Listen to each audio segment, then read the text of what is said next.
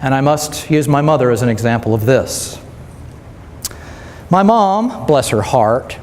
Anybody in here familiar with John Reap, the comedian? Bless his heart.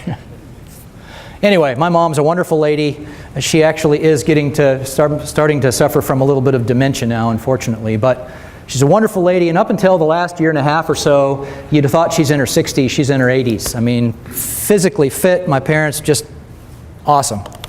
Well, anyway, my mom has always had a very high preoccupation with being on time. Now, I didn't really realize this while I was growing up, but being away from it and you go back and visit, you recognize things. And have you noticed, maybe you've noticed this in some of your parents, the older we get, whatever our little quirks are become more and more and more pronounced. Does anybody notice that? Well, we're visiting one time, and Suzette, my wife, and I, we're talking to my mom and dad in the morning. We're talking about, well, what are we going to do today? And Suzette says, well, why don't we go out to River Park and go shopping, yada, yada, yada. And my mom says, oh, I don't know. We got to be over at Judy's at 5 o'clock for dinner. Judy's my sister. It's 9 o'clock in the morning.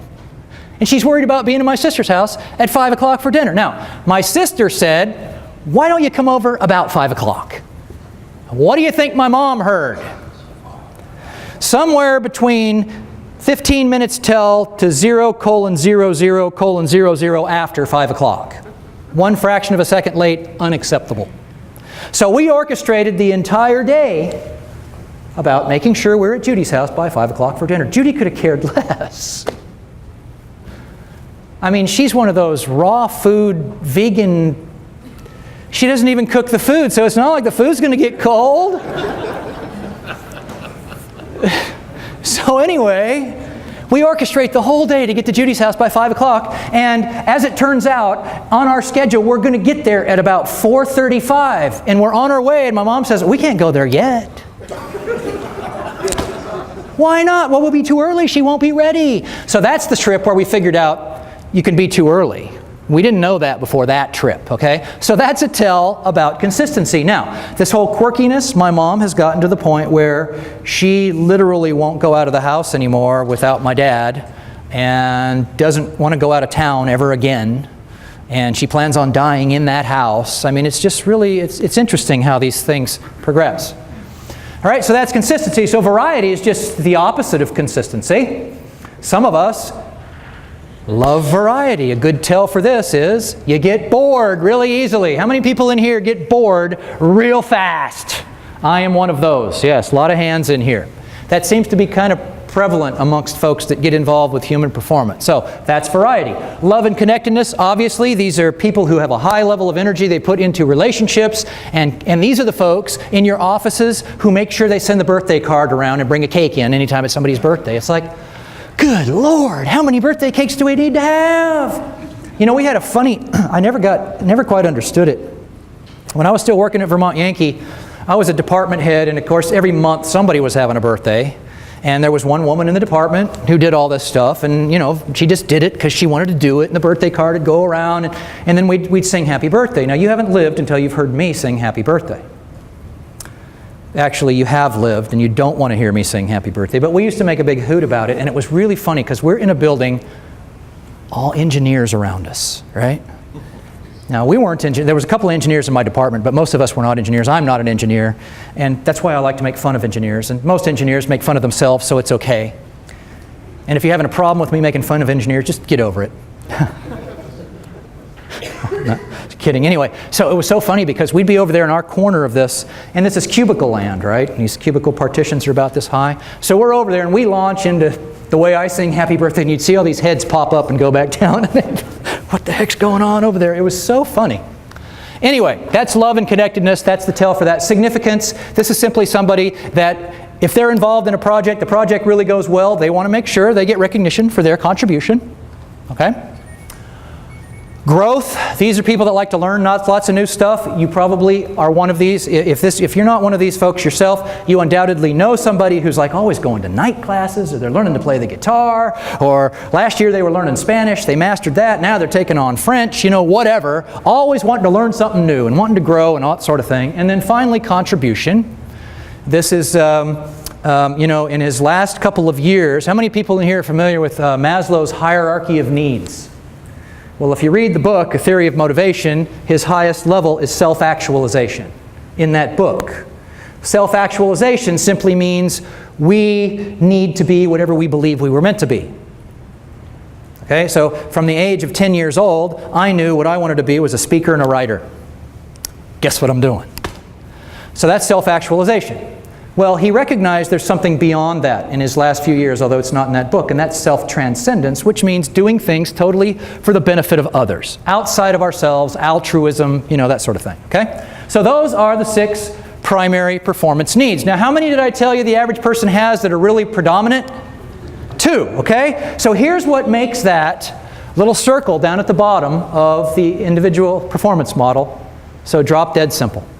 All you have to do is figure out what an individual's 2 predominant needs are, and anything you want them to do, you simply approach them from the perspective of how that's going to fill their needs. And you will literally have them eating out of your hand. Literally. Okay, now I'm going to use myself as an example to demonstrate how to use this. And I will also tell you I have a hard time limiting myself to 2. There's really 3 up there that are really big for me. My 3 are variety, growth, and contribution. So let's say that you're my boss. You went to this really cool training at the NERC conference. You latched onto that. You listened to that wacky guy. And you said, I'm going to start paying attention to people. And you figure out what my primary needs are after observing me and interacting with me for a little while. And so there's this job that comes in, this project, and you need to have somebody take the reins on this particular project. Now, I like to think of myself as an A player. You all know what A players, B players, and C players are? If you don't, I highly recommend you read a book called Top Grading by Bradford Smart, as it says on the front of the book. It's about that thick, and it's not an easy read, but it's a great concept. And then combine that with a book by Quint Studer called Results That Last. You put those 2 things together, that's how we teach A players, B players, and C players. Unfortunately, I don't have time to go into it, but an A player is like your top 10% of your workforce, the folks that you give them a job, you don't have to micromanage, they're going to exceed your expectations most of the time. We all have those in our workplaces, right? We love those people. Consequently, they tend to get what? More work than everybody else. Well, so let's say that you're my boss and I'm an A player and this project comes in and you're thinking about who the right person is to give this project to, and my name pops right to your head.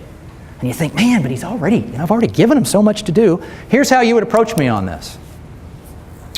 You come to me and you say, Tim, first of all, I want to acknowledge that, you're awesome. Thank you very much. I appreciate that. And, you do a lot around here, and quite honestly, I know because, anytime I ask you to do something or there's a project that comes along and you take it, you're doing more than some of the other folks in the department. But I got to tell you, this new project came along, and when I was looking at it and I was thinking about who the right person would be to give this project to, your name immediately popped to my mind. And the reason for that is because it is something different than what you do virtually all the rest of the time. Number 2 up there. Okay, I'm liking it. He's got my interest. And because it's something different than what you've been doing, for a long time, as you go through the process of this, you're going to get to learn a whole lot of new stuff. Bingo. And I got to tell you, when you pull this project off, you are going to be making a phenomenal, excellent effort, contribution to this team. What have you just done there? You have just hit all 3 of the things that are really important to me. My 3 predominant what?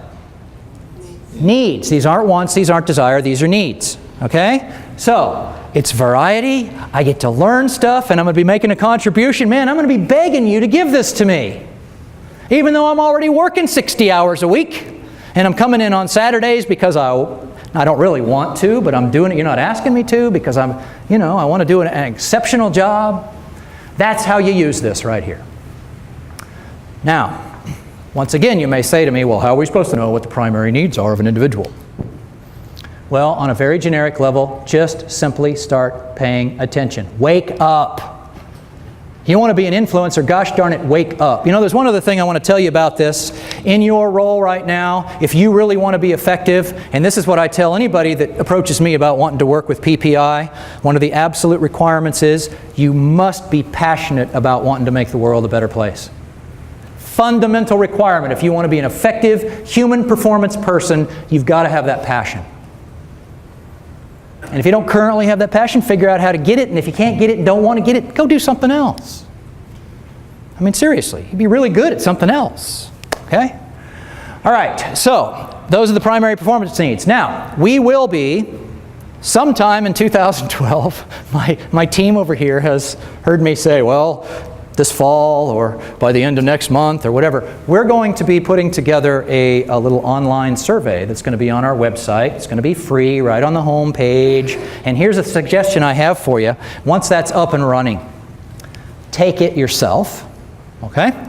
And then you take your results to your team and you say, hey guys, you explain it to them, because there'll be some information on there that you can use to explain to other people. Explain it to them and say, isn't this cool? This is what I learned about myself. And I thought, you know, to help bring our team together so we understand one another better, wouldn't it be cool if we just all went and took this survey and we can all share our results with one another? You think that might be good to help bring a team together? It would be if you approach it right. Now, as the leader of that team, what kind of information have you just acquired? You're going to know exactly how to influence every single member of your team. So that's going to be coming. Be watching for that, because it's going to be a really cool tool you can have some fun with, and it can really help magnify your abilities as an influencer. Okay? I think that's the last slide. Now, how much time do I have left? A minute, 2 minutes, 6 minutes. All right, let's just recap a little bit about what we talked about in here so far. Human performance is not a what? Program. Get that word out of your vocabulary right now. If you've been calling it a program previously, go back to your organization and erase that word everywhere it's printed. Shred all the documents. Change all the electronic files. Okay?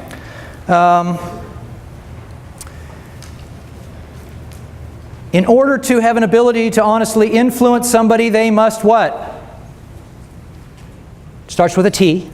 Trust you, okay? Now, I want to rephrase that a little bit.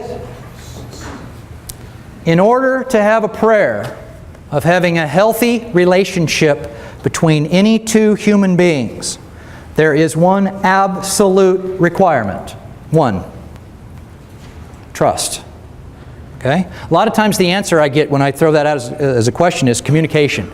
Well, if you don't have trust, you're not going to have communication. It's more fundamental, right? If you don't have trust between two human beings, you don't have a prayer of having a healthy relationship. If people do not trust you, you're not going to be able to influence them.